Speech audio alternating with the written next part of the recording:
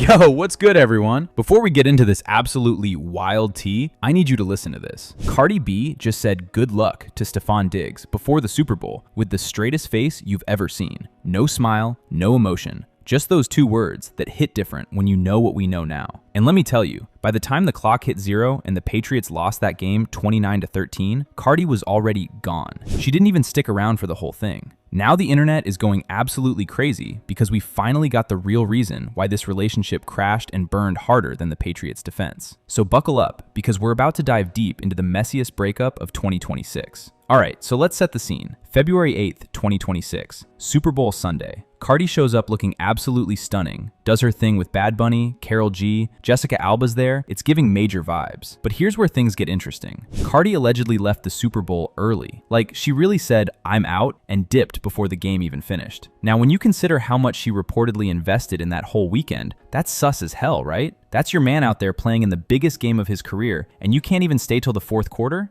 Nah, something was already broken way before that final whistle blew. But we gotta rewind, because the cracks were showing way before Super Bowl weekend. January 25th, just 2 weeks earlier, Cardi's on social media talking about "in the name of the Lord." Stefon's responding with, "I love you, you and my favorite color." They're posting couple content, looking all in love. Fast forward literally 2 weeks, and they're unfollowing each other on Instagram, and the entire internet is playing detective. Like, what could possibly happen in 14 days to go from love declarations to complete radio silence? Here's where it gets messy, and I mean capital M-E-S-S-Y, messy. So allegedly, there's this whole situation with Stefon's baby mamas. Now, we already knew homeboy had a complicated situation, right? The man has 6 kids with 5 different women across 5 different states. 5 states. Like, he's collecting baby mamas in different zip codes. 4 of those babies were born in 2025 alone. 4 in 1 year. Do the math on that timeline and tell me how that's supposed to work when you're trying to build something new with Cardi B. But the Super Bowl situation specifically? Oh man. This is where it all came to a head. So Stefon wanted his son at the game. The plan was supposedly for his mom to bring the baby. Simple enough, right?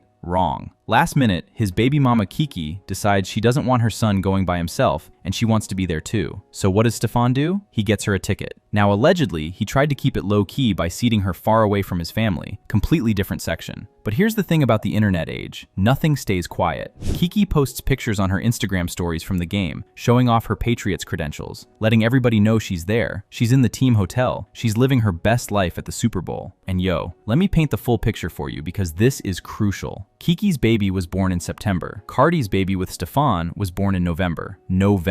2 months apart. 2 months. So you're telling me this man had a baby with another woman just weeks before Cardi gave birth to their son, and now that woman is posting up at the Super Bowl like everything's good? Nah, I'm not even in this relationship and I'm feeling some type of way about that. But wait, it gets even more complicated, because it wasn't just Kiki who was there. There's also reports that Pri was at the Super Bowl too. There are videos and pictures circulating showing Pri at what looks like a family gathering, sitting right next to Stefon's mama, shaking his hand when he comes through. And some reports are saying that Pri, Kiki, and Cardi were all staying at the same hotel. The same hotel. Can you imagine that energy? That's like a reality TV show waiting to happen. So now we're starting to see why Cardi might have been in her feelings, right? This was supposed to be their moment. Her man's in the Super Bowl. This is supposed to be a celebration of their relationship, their new family. Instead, she's navigating a hotel full of his other baby mamas and dealing with Instagram posts from women who just had his children. That's not what you sign up for when you're trying to build something real with someone. Now here's where we get to the real reason, the thing everybody's been waiting for. According to multiple sources, and this is coming from Page 6 and other outlets, Cardi B allegedly made it very clear to Stefon from jump what her boundaries were. She reportedly told him straight up that if another woman came forward with a child after they became official, she was out, done,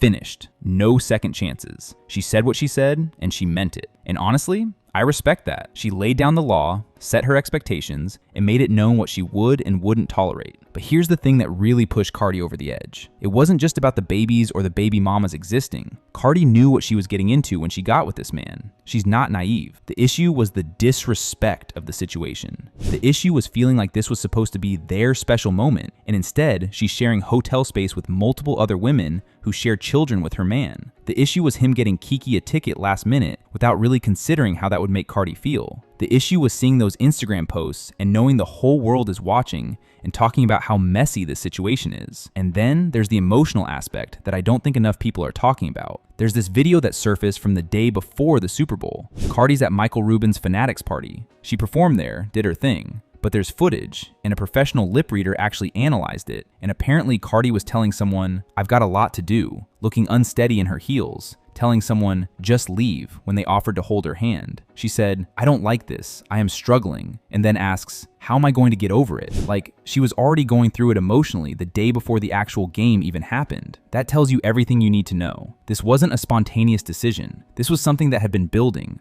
festering, eating at her for probably weeks. She was trying to hold it together for the cameras, trying to be supportive, trying to show up and be the girlfriend everyone expected her to be. But internally, she was done. She was over it. She was just waiting for the right moment to make her exit. And that "good luck" that went viral, that wasn't shade, that was goodbye. That was her way of saying, "I'm keeping this professional for the public, but we both know what this really is." No smile, no flirty laugh, no playful energy, just straight-faced, 2 words, and she walked away. That's the coldest, most final thing you can do to someone. It's giving "I'm done playing games" energy. It's giving "I already checked out mentally" vibes. And the internet immediately picked up on it. Because when you're really in love with someone, you don't give them a corporate "good luck." You give them something personal, something warm. Cardi gave him nothing because she had nothing left to give. So after the game ends and the Patriots lose, what happens? They unfollow each other on Instagram. Now some people might say, "Oh, that's just social media, it doesn't mean anything." But in 2026, when you're a public figure, unfollowing someone is basically the digital version of returning their stuff and blocking their number. It's final. And a source confirmed to Entertainment Tonight that they recently broke up, which confirmed what we all already knew. But here's what really gets me. Cardi's been through this before with Offset. 3 kids, endless cheating scandals, baby mama drama, public humiliation, the works. She finally gets out of that toxic situation in December 2023. She takes her time, she's healing, and then, less than a year later, she jumps into another situation with a man who has the same patterns, the same issues, just a different face. And I'm not trying to blame Cardi because Stefon is a grown man who made his own choices, but I think a lot of people who really care about her were probably looking at this relationship from the beginning like, "Sis, are you sure about this one?" Because let's be real. When you get with someone who already has 3 baby mamas and then has 4 more babies in 1 year, including one with you, what exactly are you expecting? At some point, you gotta recognize the patterns. At some point, you gotta ask yourself if this is really what you want your life to look like. Multiple women, multiple children, multiple states, multiple dramas. That's not a relationship. That's a logistical nightmare.